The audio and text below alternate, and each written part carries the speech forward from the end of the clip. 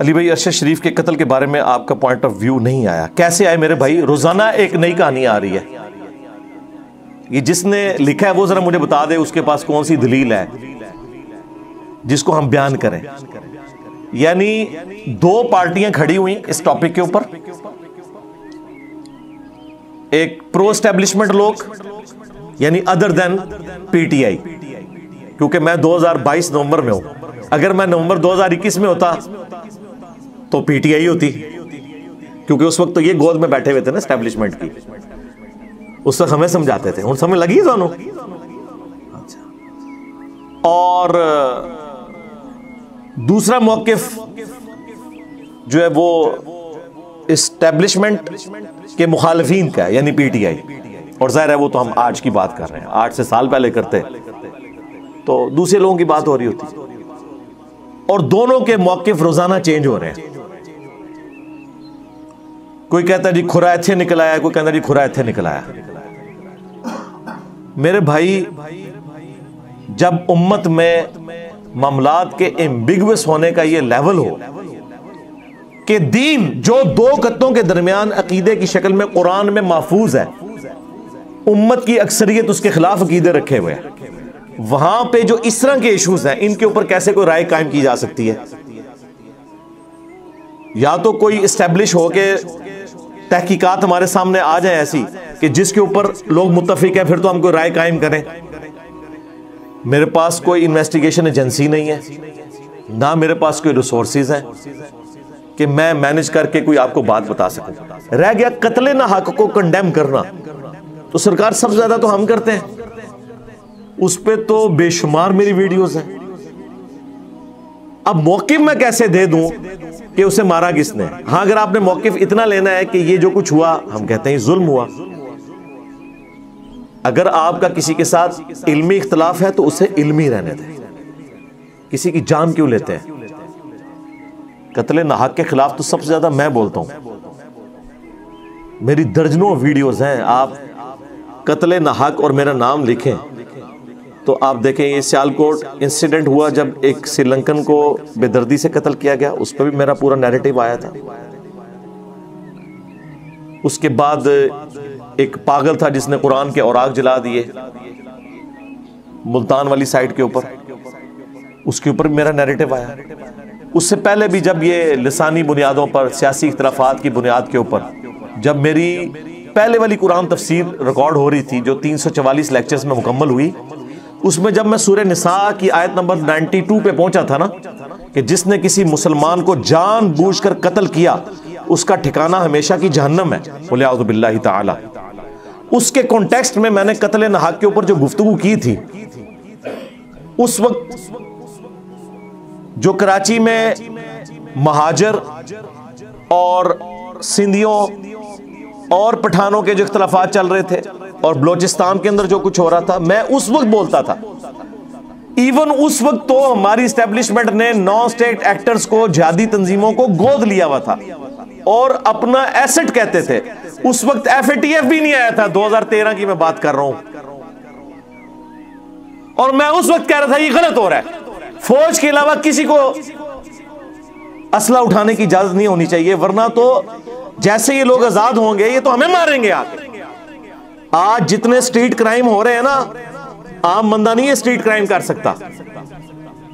یہ street crime کرنے والے یا ان کو سکھانے والے یا ایکس کسی جہادی تنظیم کے ہوں گے یا کسی پولیٹیکل جماعت کا عسکری ونگ ہوگا جو ان کی پشپنائی کر رہا ہوگا یا اس نے ٹرین کیا ہوگا.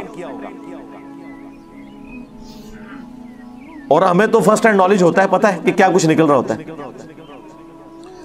پھر ایجنسیز کے لوگ بڑے بھولے بن کے ہم سے آگے پوچھ رہے ہوتے ہیں تو ہم انہیں یہ بتاتے ہیں کہ آپ کے تحفے آپ سنبھالیں، ہم سے کیوں پوچھتے ہیں؟ ہم تو آپ کو اس وقت بھی سمجھاتے تھے. D G I S P R نے 2015 میں پہلی دفعہ پبلکلی آ کے کہا تھا کہ جی نان اسٹیٹ ایکٹرز نہیں ہونے چاہیے اور اس طریقے سے یہ معاملات، اور ہم 2012-13 میں کہہ رہے تھے کہ نہیں ہونے چاہیے. اور آج کی تو صورتحال کسی نے سوچی تھی کہ ایف اے ٹی ایف کی وجہ سے مطلب ہمارے جینز تک اب انہوں نے چیز داخل کر دی ہے کہ نان اسٹیٹ ایکٹر نہیں ہونا چاہیے. اور اس کا آغاز ہوا وہ APS والا جو معاملہ ہوا اس کے بعد سے، جو پشاور کا انسیڈنٹ ہوا، اور پھر ضرب عزم، رد الفساد، اور یہ سارے معاملات شروع ہوئے۔ آج ہمارے فوجی شہید ہو رہے ہیں، ہمیں اس چیز کا دکھ ہے کہ کسی کا بویا ہوا وہ کاٹ رہے ہیں، اور کسی سے مراد ان کے بڑے ہیں، ہمارے بڑے نہیں۔ کبھی کسی پولیٹیشین نے یہ کام نہیں کیا، یہ ساری پالیسیز یہ لوگ بناتے رہے، لیکن دکھ کی بات ہے کہ جنہوں نے بنائی وہ تو دنیا سے چلے گئے، آخرت میں تو ان کے ساتھ جو ہونا ہے وہ ہونا ہے، لیکن پیچھے آج ہمارے بچے شہید ہوتے ہیں تو ہمیں تکلیف ہوتی ہے جب ایک مسلمان کے ہاتھوں دوسرا مسلمان فوجی شہید ہوتا ہے۔ لیکن ہم کہتے ہیں کہ آپ اپنی غلطیوں کے اوپر ذرا نظر دوڑائیں، یہ آپ کے بڑوں کی غلطیاں تھیں جو بھگتنی پڑ رہی ہیں۔ اب وہ کہتے ہیں نہیں ہم پولیٹیکل ہیں، ہمارا کوئی سیاست سے تعلق نہیں ہوگا، اور بھئی اگر آپ پولیٹیکل ہیں، سیاست سے آپ کا کوئی تعلق نہیں ہے، اگر مجھ سے پوچھیں، میری رائے ہے، ہر ایک بندے کو حق ہے رائے رکھنے کا، اور پھر میرے جیسا پڑھا لکھا بندہ جس نے پچھلے 10-12 سال میں ثابت کر دیا ہے کہ آپ کے تھنک ٹینکس جو چیزیں آج سمجھ رہے ہیں ہمیں 12 سال پہلے سمجھ آ گئی تھی، 10 سال پہلے سمجھ آ گئی تھی، تو آج آپ کو ایک اور بات بتائیں کہ اگر آپ پولیٹیکل ہیں تو میرے بھائی یہ ISPR کا محکمہ ختم کریں، ہاں، یا صرف انہیں ترانوں تک رکھیں۔ کسی فوجی ترجمان کا کام ہی نہیں ہے وہ پبلکلی آ کے کوئی پریس کانفرنس کرے، کیوں؟ جب آپ خود کہتے ہیں ہم گورنمنٹ کے انڈر ہیں تو وزیر اطلاعات کو بولنا چاہیے۔ اگر کسی ایجنسی کے بڑے کو کوئی میسج پہنچانا ہے تو ڈیفنس منسٹر کا کام ہے وہ بولے، تب پولیٹیکل آپ کو مانیں گے ہم، کہ آپ نے ڈائریکٹ کمیونیکیشن بھی نہیں وہاں آپ کے ساتھ کرنی۔ یہ نہیں ہے کہ ایک پولیٹیکل گورنمنٹ کو کمزور کرنے کے لیے ختم نبوت کے نام پر 2017 میں دھرنا دیا گیا، اور آپ کا ایک بندہ ٹویٹ کر رہا ہے کہ ہمارا ختم نبوت کے اوپر ایمان ہے۔ مطلب یہ کہ ہمارا تو ختم نبوت کے اوپر ایمان ہے، لیکن اس وقت جو ہمارا پرائم منسٹر ہے نا، یہ نعوذ باللہ قادیانی نواز ہے۔ اس کا مطلب تو یہی نکلتا ہے نا۔ اور اس وقت خان صاحب بغلیں بجا کے اس سسٹم کا حصہ بنے ہوئے تھے، اور کہتے تھے میرا بھی دل کرتا ہے، ہمارے لوگ بھی چاہتے ہیں کہ اس دھرنے میں بیٹھیں، لیکن انہیں کیا پتا تھا کہ ایک وقت آئے گا کہ یہی گالی آپ کو دی جائے گی۔ تو آج دیکھ لیں خان صاحب ادھر کھڑے ہوئے اور ان کے خلاف مذہبی کارڈ بھی استعمال ہو رہا ہے، ٹھیک ہے جی، اور جی ختم نبوت کو نہیں مانتا، اس پہ میرا ڈیٹیل گفتگو آ چکی ہے، میں نے الحمدللہ طبیعت صاف کر دی ہے، میں نے تو بتایا کہ ان کے بڑے کیا کچھ کر کے گئے ہیں، اللہ کے فضل سے سب کچھ کلیئر کر دیا۔ تو بات ارشد شریف صاحب سے شروع ہوئی تھی، تو اگر مجھ سے آپ پوچھیں نا تو ایک کامن سینس کے تحت سمپل سی بات ہے کہ وہ جس کے پاس ٹھہرا ہوا تھا نا اور جس کی گاڑی میں تھا وہ بندے پروڈیوس کیے جائیں، اس کو چھوڑیں وہ اس کے ساتھ مخلص ہے یا نہیں ہے، وہ وقار اور خرم وہ کدھر ہے؟ اور ایسی معجزانہ وہ گاڑی ہے کہ اس گاڑی پہ ساری طرف سے گولیاں چلی ہیں اور ساری ایک ہی بندے کو لگی ہیں، اور جو ساتھ ڈرائیور بیٹھا ہوا ہے اسے کوئی بھی گولی نہیں لگی۔ سوچنے کی بات ہے نا، اگر ڈرائیور کو کوئی گولی نہیں لگی ہے تو اس کا تو مطلب یہ ہے کہ بالکل گاڑی کھڑی کر کے تسلی سے روح راضی کی ہے کسی نے ارشد شریف کے اوپر، اور اس نے ڈرائیور کو نہیں مارا، اور اس میں سے ڈرائیور والی سائیڈ سے بھی گولیاں انٹر ہوئی ہیں، لیکن وہ ڈرائیور کو چھوڑ کے آگے جا کے لگی ہیں ایک ہی بندے کے اوپر۔ میں پھر بھی 1,00,000 ٹن حسن ظن رکھ لیتا ہوں کہ وہ بندہ انوالو نہیں ہوگا ڈرائیور، لیکن وہ اپنے آپ کو پیش تو کرے نا، انویسٹیگیشن کا حصہ بنے اور صحیح بات بتائے۔ بھاگے ہوئے وہ جن لوگوں کے اوپر، اب ان کے بھاگنے کی وجہ سے کیا ہو رہا ہے کہ جو پرو اسٹیبلشمنٹ لوگ ہیں وہ کہہ رہے ہیں کہ جی یہ خان صاحب نے یا ان کے ہینڈلرز نے، خان صاحب کے بھی ہینڈلرز ہیں نا، اگر سرکار گورنمنٹ دے ہینڈلر نے تو خان صاحب دے بھی ہینڈلر ہیں نا، وہ کہتے ہیں ان کے ہینڈلرز نے ایک جسٹیفیکیشن تلاش کی، خود مروایا اس کو تاکہ اس کا خون جو اسٹیبلشمنٹ کے کھاتے میں ڈالا جائے، اور اسٹیبلشمنٹ والے کہتے ہیں نہیں ہمارا دماغ خراب ہے کہ ہم یہ حرکت کریں، کہ اس جدید دور کے اندر تو فون کے ریکارڈ کے ذریعے باقی چیزوں سے فوراً پکڑا جاتا ہے. ہم نے کام کیوں کرنا تھا؟ اس لیے انہوں نے فوراً آفیشیل لیٹر پرائم منسٹر کو لکھا کہ آپ JIT بنائیں اور تحقیق کریں اس پورے معاملے کی. پھر وہ آپ کو پتہ ہے یہاں سے کینیا ٹیم بھی گئی, پھر واپسی پہ بھی پوسٹ مارٹم ہوا, اور پوسٹ مارٹم کی بھی تصویریں ایک صحافی نے لیک کر دی ہیں. اب ان تصویروں کے اوپر بھی عجیب و غریب قسم کی چیزیں چل رہی ہیں. وہ ایک صحافی آگے کہتا ہے جی 3 گھنٹے تک تشدد ہوتا رہا جی ان کے اوپر مرنے سے پہلے. بھائی دنیا میں امریکہ کے پاس بھی یہ ٹیکنالوجی نہیں ہے جو یہ بتا سکے کہ کتنے گھنٹے اس کے اوپر تشدد ہوا. یہ تو بتایا جا سکتا ہے کہ تشدد ہوا یا نہیں ہوا. اور جی ناخن نکلے ہوئے ہیں, وہ جو ناخن نکلنے والا معاملہ ہے وہ پوسٹ مارٹم رپورٹ جو کینیا کی ہے نا, اس کے اوپر لکھا ہے کہ وہاں کے ڈاکٹرز نے خود ناخن اتارے ہیں DNA ٹیسٹ کرنے کے لیے. وہ والے ناخن ہی نکلے ہوئے, وہ جو کسی زمانے میں MKM کے حکومت خانوں میں سندھیوں کے اور پنجابیوں کے نکالے جاتے تھے, یہ وہ والے نہیں ہیں. اور بوری بند لاشیں ملتی تھیں. اب تو بڑے اچھے بچے بن چکے ہیں بیچارے. دیکھیں کیا تمکنت تھی, اور آج مسکینوں کی طرح ریکویسٹ کرتے پھرتے. ہر عروج کو زوال ہے, یہ دیکھ لیں.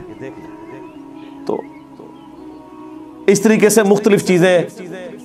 اور وہ کہہ رہے ہیں چونکہ وہ گولی لگنے کی جگہ جو ہے وہ سیاہ بھی ہوئی ہے, اگر گولی قریب سے ماری جائے نا تو وہ جگہ سیاہ ہو جاتی ہے, چونکہ وہ بالکل قریب سے, اور وہ گرم ہوتی گولی اس وقت. تو وہ کہتے ہیں اگر دور سے ہو تو صرف زخم کا نشان ہوتا ہے, اگر قریب سے ہو تو سیاہ بھی ہوتا ہے. وہ کہتے ہیں بالکل قریب سے ماری گئی ہیں. ہر طرح کی سٹوریز اس حوالے سے مارکیٹ میں آئی ہوئی ہے. تو ایسی صورتحال کے اندر ہم زیادہ سے زیادہ اس چیز کو کنڈیم کر سکتے ہیں. اور مجھے تو کسی سے کوئی سرٹیفکیٹ لینے کی ضرورت نہیں ہے کہ میں قطر نہاک کے حوالے سے کیا سٹانس رکھتا ہوں.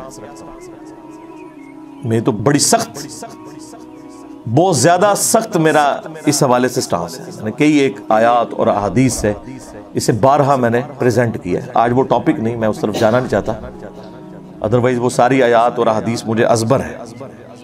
میں صرف اس ٹاپک کے پر رہوں گا کہ اس طرح کے جو ایشوز آتے ہیں تو ان کے اوپر ہم رائے اس لیے قائم نہیں کرتے کہ دو طرف کے لوگ خود اپنی رائے کے اوپر قائم نہیں ہے. پہلے دن کیا بات سٹارٹ ہوئی تھی, دیکھیں ARY کا مالک جو پہلے یہ رپورٹ چلا رہا ہے, ایکسیڈنٹ سے انہوں نے سٹارٹ کیا, حالانکہ انہیں فرسٹ ہینڈ نالج تھا کہ قتل ہوا ہے. جب پبلک میں آیا پھر قتل کی بات شروع ہو گئی. اپنے لوگ بھی اگر صحیح طریقے سے بات پریزنٹ نہ کر رہے ہوں تو مجھے بتائیں میرے پاس کون سی انویسٹیگیشن ایجنسیز ہیں کہ میں آپ کو وثوق کے ساتھ بتا دوں. یہ پاسبل نہیں. ہم صرف کنڈیم کریں. خان صاحب کے اوپر بھی جو حملہ ہوا ہے تو اس کے اوپر میں نے کوئی رائے تو نہیں اس طرح کی قائم کی کہ کس نے کروایا اور کیا. میں نے صرف اس بندے نے جو بیانات دیے تھے اس کا میں نے علمی محاسبہ کیا کہ یہ جو چیزیں تم آؤٹ آف کانٹیکسٹ پیش کر رہے ہو, اس طرح کسی کے اوپر گستاخی کا فتویٰ لگا کے یہ کرنا, یہ ایسا نہیں ہے. تو میں نے ٹیکنیکلی اس کے جو کلیمز تھے ان کو ڈسکس کیا, لیکن اس میں بھی تو میں نے یہ نہیں بتایا کہ اسے کس نے بھیجا ہے. مجھے کیا پتا بھائی کہ سیلف موٹیویٹڈ ہے یا کسی نے بھیجا ہے, دونوں طرح کی ہو سکتی ہیں. یہاں پہ بھی کچھ بھی ہو سکتا ہے. تو اگر کوئی مخلص ہے ان کے ساتھ تو صرف ان کے فیملی کے لوگ ہی ہو سکتے ہیں, یہ میں آپ کو بتاؤں. باقی لوگ جو ہیں وہ اپنے دکھ اور درد کا اظہار کرتے ہیں, لیکن وہ فرسٹ ہینڈ جو تکلیف ہے وہ تو اس کی بیوی کو, بچوں کو اور ماں باپ کو کاٹنی پڑتا ہے. سیدھی سی بات. تو ہمیں افسوس ہے جی اس حوالے سے. میں تو یقین کریں احمد میر صاحب کے اوپر جب گولیوں والا معاملہ ہوا تھا اس وقت تو آپ لوگ تو اس طرح کی چیزوں کو مانتے نہیں تھے. میں نے اس وقت بھی اپنی ویڈیوز کے اندر باقاعدہ کنڈیم کیا تھا, دعا کروائی تھی ان کی صحت یابی کے لیے. میں تو شروع سے اس طرح کی ایکٹیویٹیز کے خلاف ہوں. ابھی بھی میں کہتا ہوں جو صحافی بچ گئے ہیں اللہ تعالیٰ ان کے ساتھ عافیت والا معاملہ فرمائے, اور جو اس طرح کی تکلیف میں شہید ہوئے ہیں اللہ تعالیٰ ان کی مغفرت فرمائے, انہیں شہادت کا رتبہ عطا فرمائے, ان کے لواحقین کو صبر اور صبر پر اجر عظیم عطا فرمائے.